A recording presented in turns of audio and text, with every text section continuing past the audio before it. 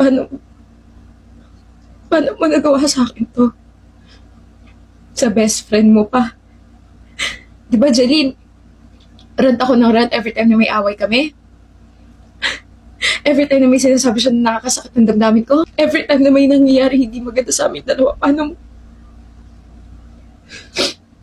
mo nagawa sa akin to? Ha? Di ba nandito ka noong mga panahong umiiyak ako dahil sa kanya? Nandito ka after our breakup. You were saying these things. Nagbibigay ka ng advice, nagsasabi ka ng mga masasamang salita kay Owen. Nandito ka. Diba? So, paano mo nga nagawa sa akin to? Paano mo nagawang mahalin at gustuhin yung isang taong sinaktan ako? Diba, mag-classmates lang kami. I'm sorry. For 2 years, siya lang yung lagi kong kasama, siya lang.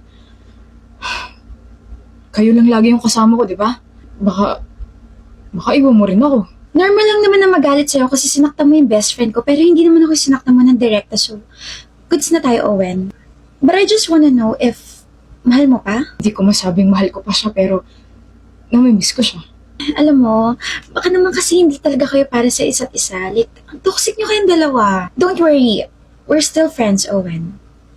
Pero secret lang. Sorry, nahawakan ko yung kamay mo. Ayos lang. Init nga ng kamay mo eh. At saka nag-break na rin naman kayo nung pumasok ako sa eksena. Nirespeto pa rin naman kita kasi best friend kita, Jasmine. I promise, hindi ko sinasadya. Narinig mo ba yung sinasabi mo? Sabi mo, di ba? Magma-move on ka na? Alam nga namang ibigay ko sa'yo si Owen. Masaya kami, Jasmine. Actually, mas masaya siya sa akin. Kaya please, huwag ka na gumawa ng eksena. Ibigay mo na sa amin to.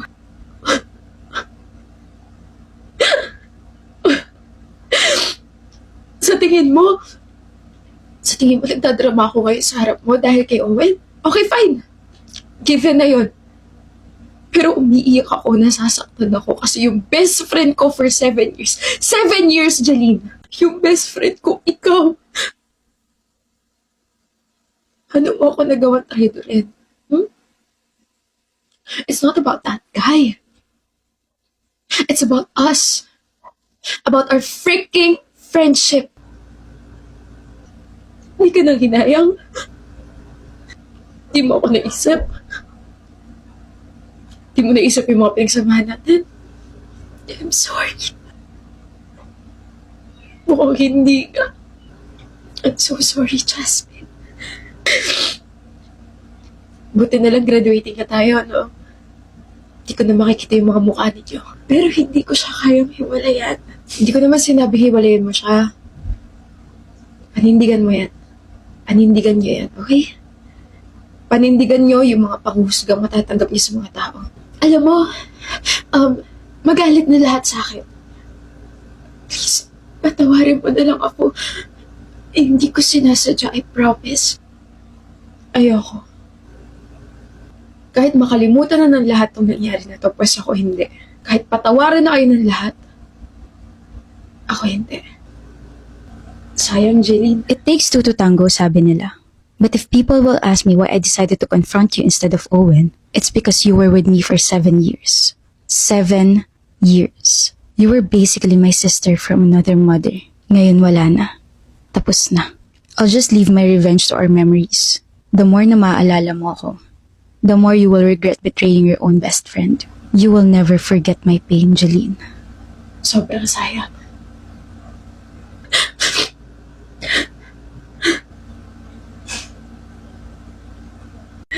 Prepare ko na ba yung sarili ko? Kasi parang iba yung nararamdaman ko ngayon eh. Can I just say that you're one of the few people in my circle na sobrang funny, masaya kasama, and maayos ka usap? I like how you put a smile on my face whenever you talk. Gusto ko yung energy na binibigay mo sa akin. That's why I like you, heart. Pero, may karugtong na pera, diba? I like you, pero we're both different. Different in a way na I think we're not really compatible.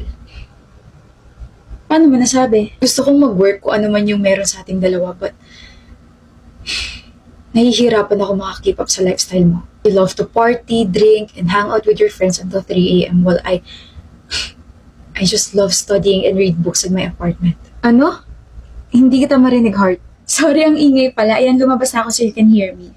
Bakit napatawag ka? Punta ka rito sa club malapit sa kinainan natin last Saturday. Party tayo, KD.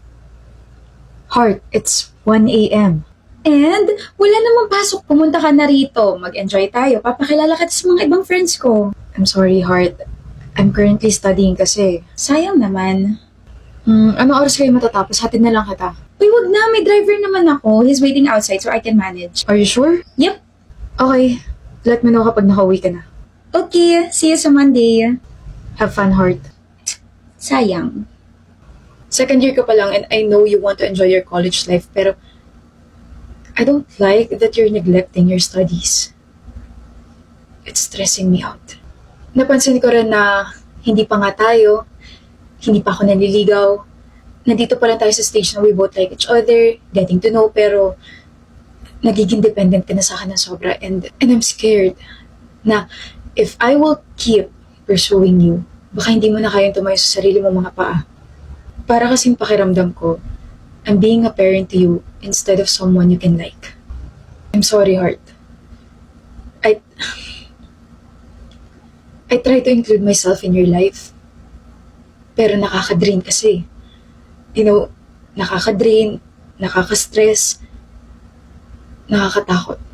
KD, I'm sorry. Thank you, for, for telling me all these things instead of ghosting me. God knows how much I like you, KD. Kasi nasa na lahat eh. You're understanding, you're very intelligent, mature ka, alam mo yung mga ginagawa mo, and alam mo yung mga priorities mo. Honestly, hindi ko alam kung ano yung mararamdaman ko ngayon. Hindi ko alam kung mag-walk out na ba ako. Kasi nasasaktan ako na marinig yung mga sinasabi mo. Grabe yung kahihiyang nararamdaman ko ngayon kasi minsan na nga lang ako gustuhin. Hindi pa compatible sa isa't isa. But it's fine. Hindi ko naman pwede ipilit yung sarili ko, di ba? Kasi ayoko naman magmukhang tanga. Lilipas lang din to. Ano lang to, it's just a phase. But I really, really appreciate na sinabi mo lahat ng mga to. Alam mo ba na there were times na I feel like you're getting annoyed sa mga ginagawa at sa mga sinasabi ko, but I brush it off. Kasi I want our progress to have a positive outcome. Pero, wala eh. I guess hanggang dito na lang.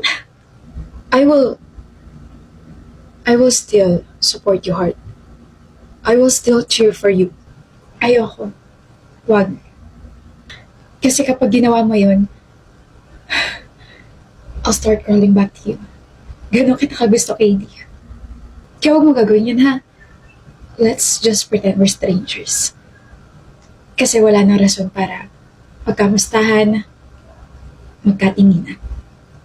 Ha? Okay. It was nice knowing you, KD.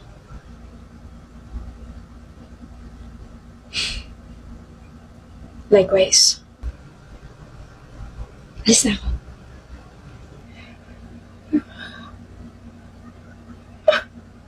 Bakit ako naiiyak? Hindi naman naging kami. Oh my gosh.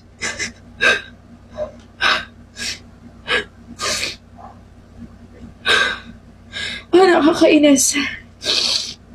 Oh. Pinagsasabi mo dyan, anong congress? Eh, hindi naman ako ikakasal. Manifestation yung tawag doon. Alain mo ikakasal na si Kiana, no? Kay Darwin pa. Grabe, hindi man na sila nag-break. Sayang. Anong sayang? Sira ulo. I mean, shipper niyo kasi ang dalawa before. Yung Sky na na-invento mo dati. Napaka-corny talaga. Ang cute kaya, pero anyway, nasasayangan ako sa chances na hindi ka umamin sa kanya dati. Wala ko nga, magkakatuluyan kayo eh. Kasi mag-best friends kami at sanggan dikit kami, ganon. Kasi may gusto kayo sa isa't isa, yun. Ano? Akala ko talaga may chance kayo. Like, alam mo yun, marirealize nyo na kayo talaga yung tinadhana para sa isa't isa. Wait, ba't ganyan yung mukha mo? May gusto siya sa akin dati? Anak ng, wait, hanggang ngayon hindi mo alam? May gusto sa'yo si Kiana dati, Skyler. Hoy! Sino yung tinitignan mo, ha? Yung pader. Pader? Hindi eh. Si Skyler yung tinitignan mo, Kiani. Si Skyler. Shut up, Remy. Shut up, Remy. Gusto mo siya, no? Ano? Gusto mo siya, no? Kapag hindi ka sumagot, ipagkakalat ko na may bulati ka sa ilong. 1. Oh, na may gusto ko sa kanya. Umamin ka na kasi, Kiana. What if gusto ka rin ng pare ko? I think he likes Jam. Wait, sino? Si Jam? I don't know if she's just joking, pero kasi umamin siya sa harap naming dalawa ni Skyler. Tapos itong si Skyler, parang kinilig na ewan na napangiti, tapos dinaan pa niya sa baliw. Sure ka? Gusto ko pa man din siya. Huh? Baliw? Oo, baliw sa'yo. Kaya mo rin yun! I could never. Magpapalaman mo na ako sa kanal bago ko magawa yun. Alam mo pare ko, Kiana, walang mararating ang relasyon nyo kung walang aamin. Ayoko nga! Hanggang best friends na lang ba? Hindi ako aamin hanggat hindi ko nako-confirm mula sa kanya na gusto niya rin ako. Hindi ako aamin kung hindi mo na siya aamin. Okay? Sarap niyo kutusan. What if ako na rin yung umamin para sa inyong dalawa? Sinasabi ka? Wala. Sabi ko, good luck. I know kakakilala lang natin last month pero gusto kita, Kiana. You like me? We're a happy family with a great big hug. Wait. Seryoso ka? Gusto rin kitang ligawan. At para mas makilala mo ko, niyaya kita sa isang brunch date. Darwin? Remy, umamin si Darwin. Darwin? Sino yun? Si Darwin na tiga Block 2. Anak ng wag! Paano na yung Sky na ko? Sky na? Kayong dalawa ni Skyler. Skyler? Kiana? Sky? Hindi niya nga ako gusto. Okay. Gusto mo ng spoiler? Spoiler? May ibibigay sa'yo mamaya si pare ko. Major spoiler na yun na para tumapang ka. Kapag umamin siya, umamin ka na rin. Pag nagkaganon, edi happy ending na sa inyong dalawa, edi happy na rin ako para sa inyong dalawa. Oh! Bakit ka umiiyak? Sabi mo, may ibibigay siya sa akin. Meron nga, yung bulaklak. Hindi naman para sa akin yun eh. Pinagpracticean niya ako for Jam. The flowers are for Jam, hindi sa akin. I told you, gusto niya si Jam, hindi ako. Tigilan mo na kaming i-push sa isa't isa. Aasa lang ako ng aasa at masasaktan lang din ako. Okay? Parang mas mabuti pang hindi ako makailam. Sobrang nag-guilty ako nung time ngayon, pre, kung alam mo lang.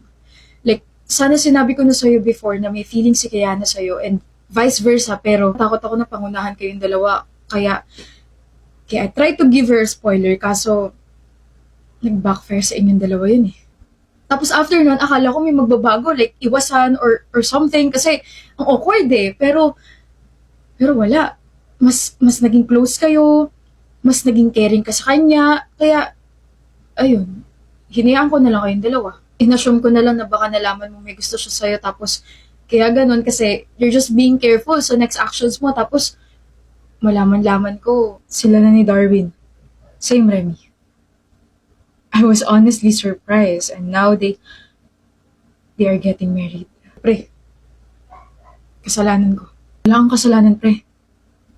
Ako ang may kasalanan. Darwin was brave enough to take the risk kahit na alam niya hindi siya gusto ni Kiana. At ako naman, natakot ako sa consequences kapag umamin ako sa matalik kong kaibigan. Mahal mo pa rin, no? Mahal ko pa rin. I roll my eyes around the venue. Intimate wedding. Nakita ko si Darwin na naiiyak agad. Then I look at my best friend who's now walking slowly. Kiana, the bride. If only I gave you the flowers and told you that I like you since we were in junior high. Baka iba naging takbo nating dalawa, no?